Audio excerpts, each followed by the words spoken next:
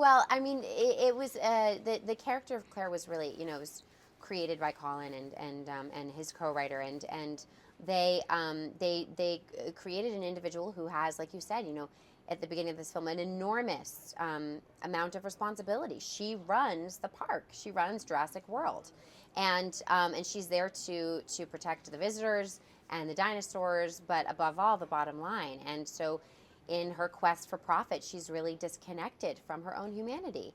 But just like you said, as the journey continues, she changes and she grows and she gets really dirty and ends up ultimately becoming the fullest expression of herself and her true power as a woman. I mean, I don't know. I think it was wise for my parents to raise us outside of Hollywood.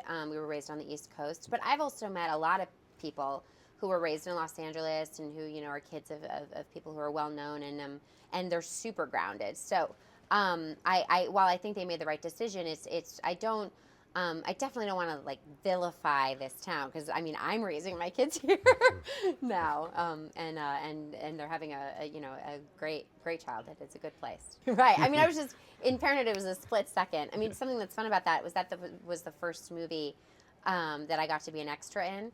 I was 7 years old, and that's kind of a tradition in my family that when you're 7, you get to be an extra, and which is like such a bizarre thing. And so we continue that with my kids, and my son turned 7 while we were making Jurassic World, and he got to be an extra. He got to be in the background of a scene where it's a dinosaur petting zoo.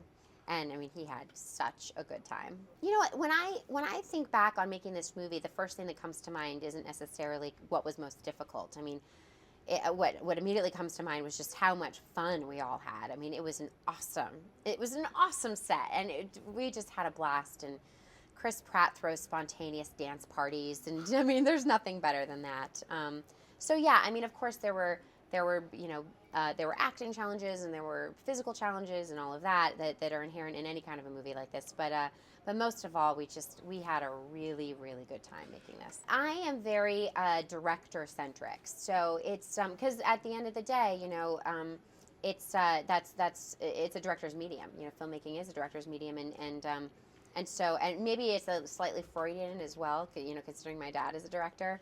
But yeah, when I'm drawn to a project, it certainly has to do with who the filmmaker is, and of course the character as well.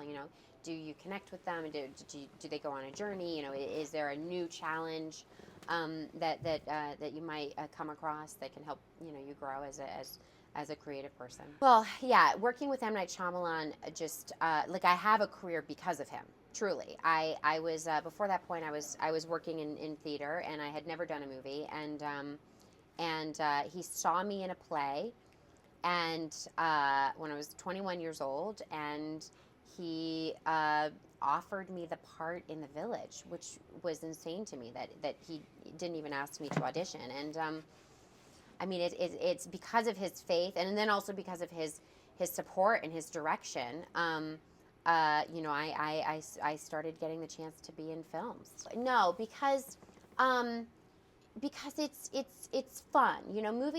Making movies is a very fun experience, and while the idea of making a movie might seem overwhelming, the reality is that you take it one step at a time. And so that's also why I'm very director centric, because if there's a director that is a great leader and supportive and has a vision, you can kind of, as an actor, you can do anything, as long as you follow that person's vision. So yeah, I mean, just all the experiences that I've had so far, it's been, I've always felt very, very lucky for the circumstances.